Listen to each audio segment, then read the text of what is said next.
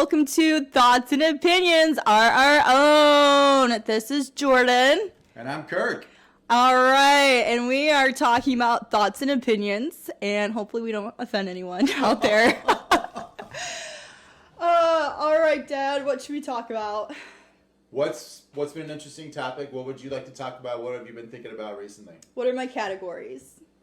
We could talk, for me, we could talk sports. You could talk entertainment. You could talk, recent events, current events.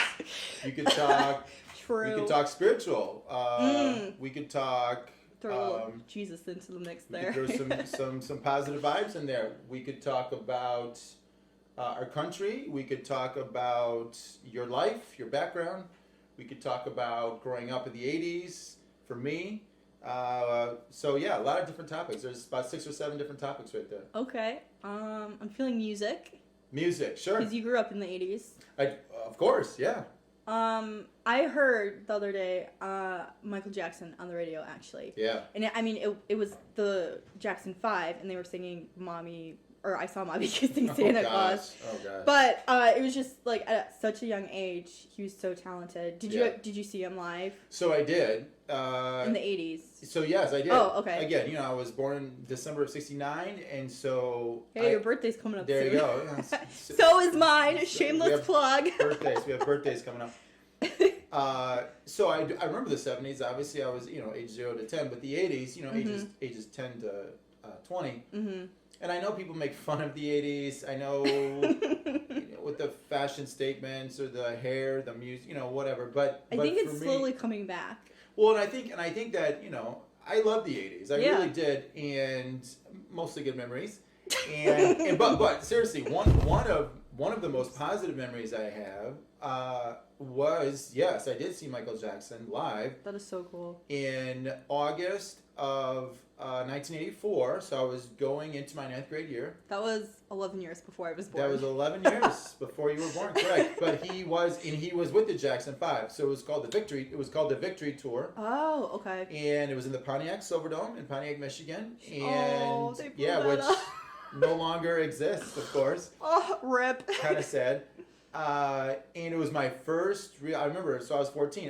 It was my first official real rock pop concert that I ever went to. That was so cool. And it was it was fun. I went with a buddy of mine who lived in the neighborhood, and I wasn't driving yet, and he wasn't driving yet. Neither one of us was 16. Mm-hmm. So my mom, so your grandma, she drove my friend and me, and then she also brought a friend, and so she dropped us off. We went to the show, and I think my mom and her friend, they went out to eat, and then they had to pick us up. Oh yeah, like how you did it with me. Kind of like I did with you and your sister, for Selena Gomez a few years ago. So, but I remember going there. I remember I was super excited. And again, think about this. I think the Thriller album had just come out like a year and a half or 2 years before. Oh wow! So he didn't. Wait, did you learn the Thriller dance? Well, I knew about it. It was on. Of course, it was on MTV, and the videos. Wow. So I didn't do it necessarily, but it was. But this was one of, in my mind, this was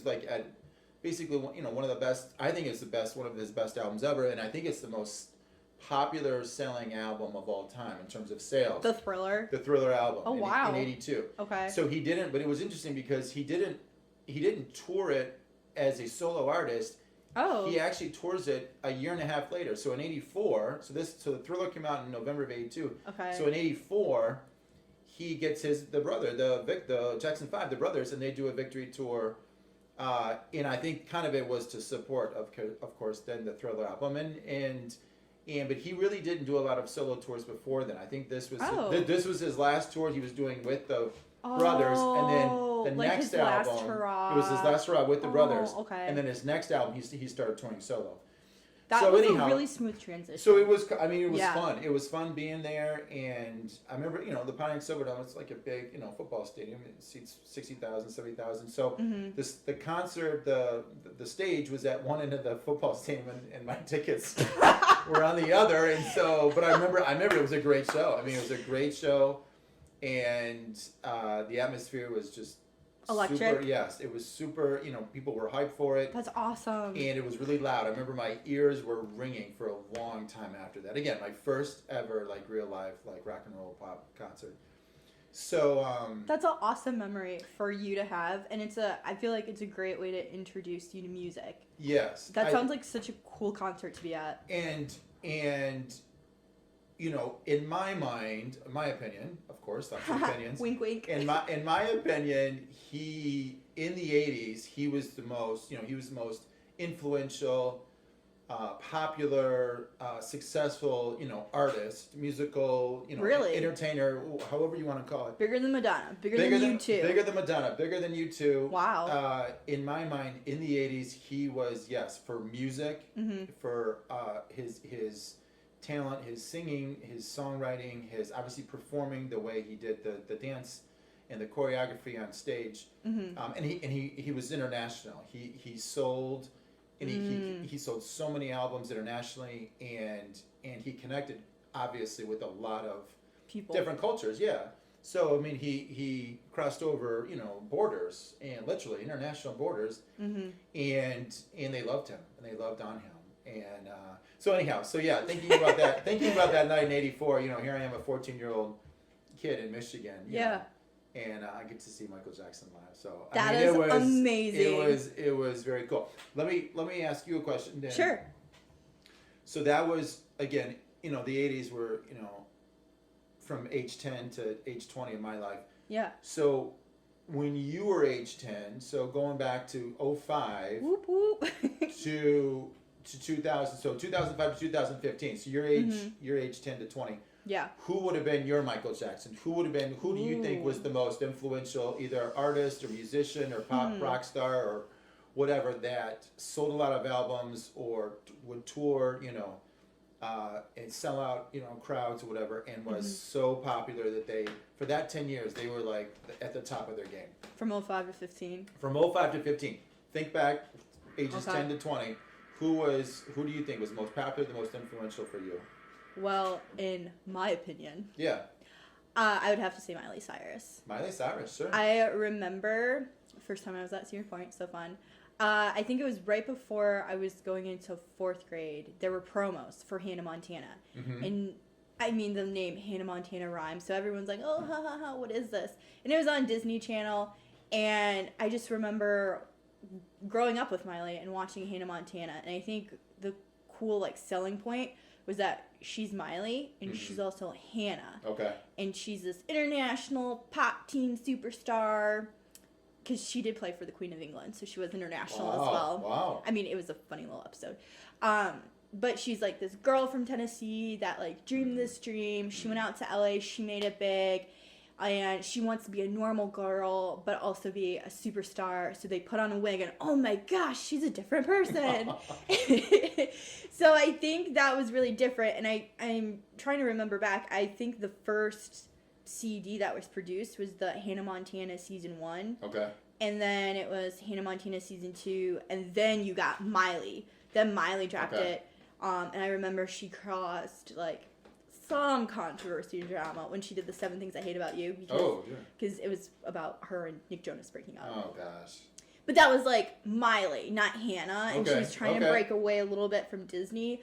So I remember that. I remember she would guest star in a couple of shows and movies within Disney, and then she had the Hannah Montana movie, and I remember going with my mom and my sisters and seeing it in theaters, and I still have the Hannah Montana blanket, I still have the Hannah Montana merch, and I just remember she was so big. I remember my sister wearing the Hannah Montana wig. Oh yeah. Yeah, some of our Christmas presents were Hannah Montana related, so I just felt like Hannah Montana and Miley Cyrus were huge. The older she got and the more she broke away from Disney, I think she was trying to figure out how to create her own voice and say, I'm not this little girl anymore. I'm not this little teenager. Right. I'm Miley. I'm an adult. Treat me like an adult. And then she went wiki when he was a boy. He wasn't a man. He was a boy. When the boy totally broke her heart, and that Hemsworth boy. Ugh. Oh, Liam Hemsworth. Yeah. Okay. As you can tell, I'm not 100% a fan. Okay. But I remember they were on again, off again, and she did the...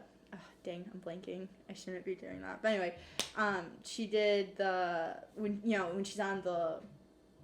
Wrecking Ball. Wrecking Ball, thank you. Oh, gosh. Yeah, and then she has the sledgehammer, and then she went a little crazy. And then now it turns out she was on drugs. Like, she admits she was high, and now she says she's sober. But you can also hear it in her voice, too. I know she had throat surgery, and she said she has, I think, the voice of, like, a 60-year-old. So you can tell the damage that all that singing and... So it's raspy now when she sings. It's really raspy. Compared to 10, 15, 20 years ago. Yeah, I think if you... Like, when she first came out, you could hear how young she was and how, like, youthful she was. And now you can just tell, like, she's been through a lot, which is really sad. So I think she started off really well, but then she had that moment. Kind of similar to Britney, but not 100%. Like, I'm going to shave my head. Right. Well, okay, Miley did chop her head. Right. But I think Miley's trying to find her identity now.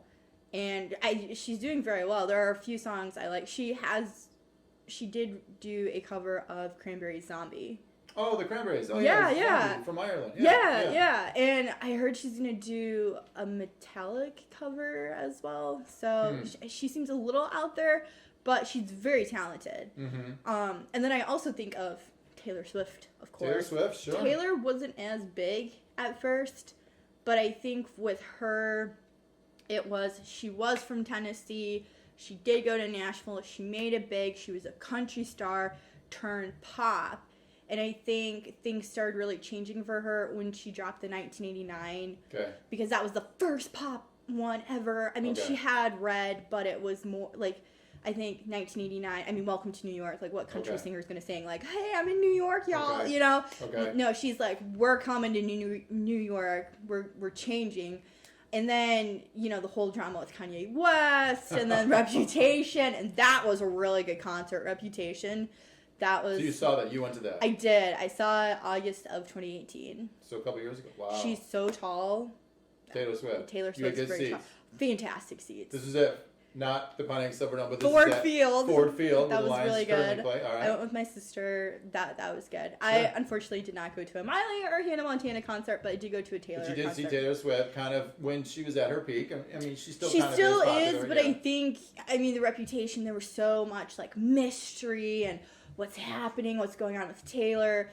So for me, in my opinion, I think of Miley Cyrus and Taylor Swift. Okay. Now, some people may say Jordan. What about Beyonce or Rihanna? Beyonce, of course, sure. But I feel like for me, like those two females were who I grew up with. Okay. They're who I listened to. I mean, I still listen to them now. I'm not ashamed. I still listen to Hannah Montana every once in a while. Sure. It's a banger.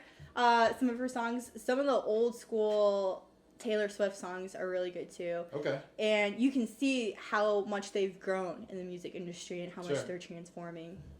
Isn't that interesting just how, it brings, I know people have said this before, but how a song can bring you right back. It can literally transport you back to a certain moment in your life, especially when you're younger, whether it's 6th grade, 8th grade, high school, college, whatever.